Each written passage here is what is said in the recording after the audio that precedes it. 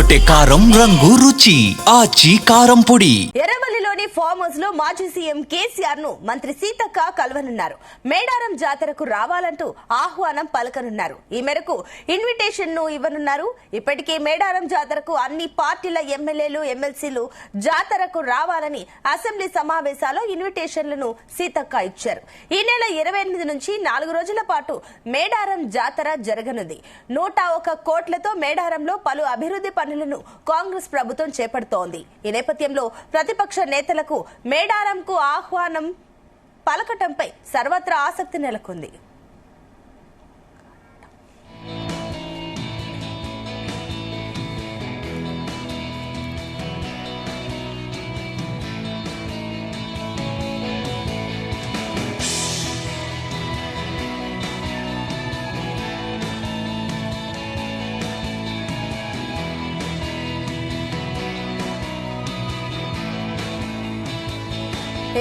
మేడారం జాతరకు రావాలంటూ ఏదైతే మంత్రి సీతక్క కేసీఆర్ ని కలవనున్నారు. ఎర్రవల్లి ఫామ్ హౌస్ కి వెళ్లి స్వయంగా తానే కేసీఆర్ ని ఆహ్వానించబోతున్నారు. ఇదే అంశానికి సంబంధించి మరిన్ని డీటెయిల్స్ మా కరెస్పాండెంట్ వంశీకృష్ణ అందిస్తారు. వంశీ, ఈరోజు మధ్యాహ్నం అటు మంత్రులు సీతక్క, కొండా సురేఖ, బీఆర్ఎస్ పార్టీ అధినేత కేసీఆర్ని ఎర్రవల్లిలోని ఫామ్ హౌస్లో కలవనున్నారు. ప్రధానంగా ఏదైతే ఈ నెల 28, 29, 30, 31 తారీఖున జరగబోయేటువంటి సమ్మక్క సారక్క జాతరలకు సంబంధించి కూడా ఆయనని కలిసి ఆహ్వానించబోతా ఉన్నారు. ఇప్పటికే గతంలో కూడా సమ్మక్క సారక్క జాతరకు సంబంధించి ఇతర అనేక అంశాలపైన కూడా ప్రత్యేకంగా బీఆర్ఎస్ పార్టీ అధినేత కేసీఆర్ని ఆహ్వానించినటువంటి సందర్భం కూడా మనకు తెలిసిందే.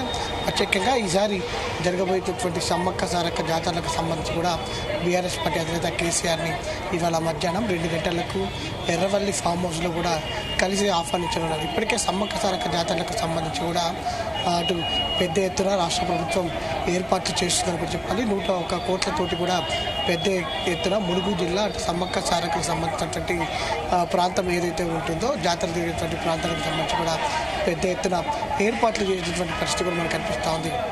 ఈ సందర్భంగా అసెంబ్లీ సమావేశాలు జరిగిన సందర్భంలోనే మంత్రి సీతక్క కావచ్చు, కొండా సురేఖ కూడా స్పష్టం చేయడం జరిగింది. బీఆర్ఎస్ పార్టీ అధినేత కేసీఆర్ అపాయింట్మెంట్ ఇస్తే నేరుగా ఎర్రవల్లి ఫామ్ హౌస్కి వెళ్ళి వాళ్ళను కూడా అటు ఏదైతే ప్రధాన ప్రతిపక్ష నేతగా ఉన్నటువంటి బీఆర్ఎస్ పార్టీ అధినేత మాజీ ముఖ్యమంత్రి కేసీఆర్ని కూడా జాతరకు ఆహ్వానిస్తామని కూడా ఇప్పటికే తెలిపినటువంటి సందర్భం కూడా మనందరికీ కూడా తెలిసిందే. దాంట్లో భాగంగా ఈరోజు కలిసి ఆహ్వానించబోతా ఉన్నారు.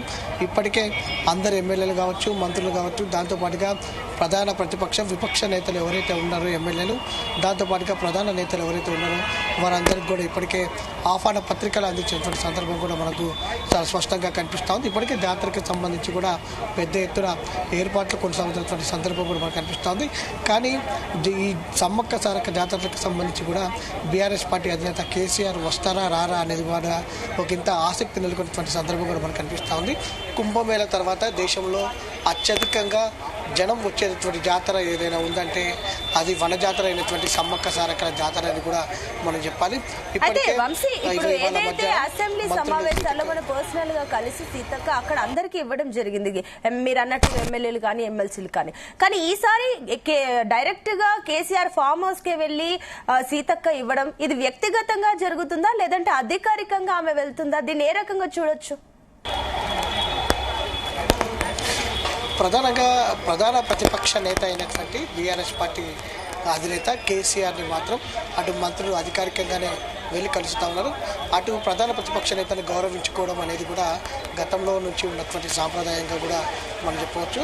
దాంతోపాటుగా తెలంగాణకు 10 ఏళ్ల పాటు ముఖ్యమంత్రిగా పనిచేస్తున్నటువంటి బీఆర్ఎస్ పార్టీ అధినేత కేసీఆర్ని మాత్రం మంత్రులు కొండా సురేఖ కావచ్చు, సీతక్క అధికారికంగా కలుస్తున్నటువంటి సందర్భంగా మనకు కనిపిస్తూ ఉంది. యాక్చువల్గా అధికారులను పంపించినా సరిపోతుంది, కానీ స్వయాన మాజీ ముఖ్యమంత్రిగా పనిచేసినటువంటి నేపథ్యంలో నేరుగా మంత్రులే వెళ్ళి అటు బీఆర్ఎస్ పార్టీ అధినేత కేసీఆర్ని జాతరకు ఆహ్వానించబోతా ఉన్నారు.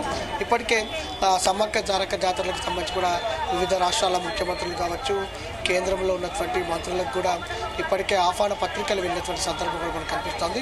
ఈ నెల 18వ తారీఖున అటు రాష్ట్ర ముఖ్యమంత్రి రేవంత్ రెడ్డి కూడా సమ్మక్క సారక్క జాతరలకు వెళ్ళనున్నారు. అధికారికంగా అక్కడ అభివృద్ధి పనులను ప్రారంభించబోతా ఉన్నారు.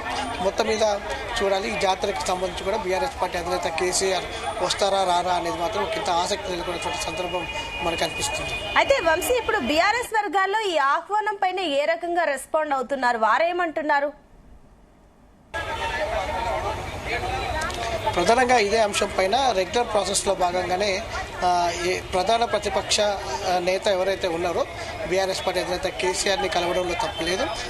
ఏదైతే గౌరవప్రదంగా వారిని ఆహ్వానించినటువంటి నేపథ్యంలో ఇందులో తప్పుపట్టాల్సినటువంటి అవసరం లేదంటూ కూడా వారు అభిప్రాయపడేటువంటి సందర్భం కూడా మనకు కనిపిస్తోంది.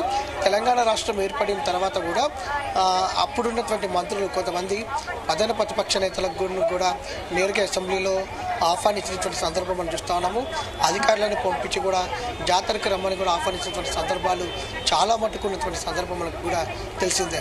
2 ఏళ్లకు ఒకసారి ఈ సమ్మక్క సారక్క జాతరకు సంబంధించి కూడా అటు అధికారికంగా మంత్రులు ఆహ్వానం పలుకుతున్నటువంటి.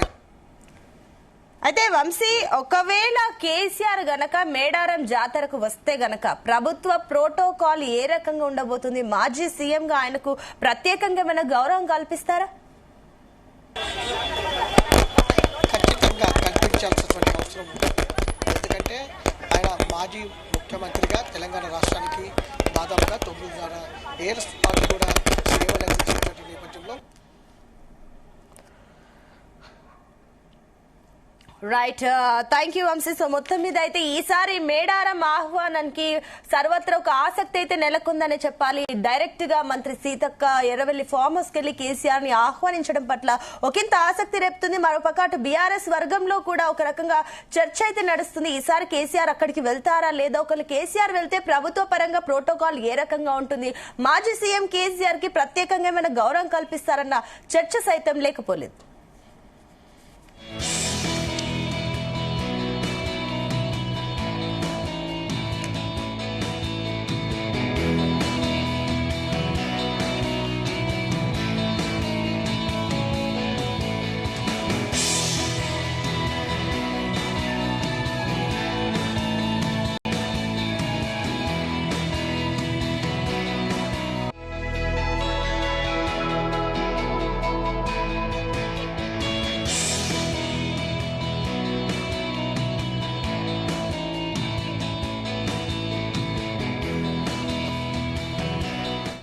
గుమగుమల వంటలే వంటలే తెరకొట్టే కారం రంగు రుచి ఆచి కారం పొడి.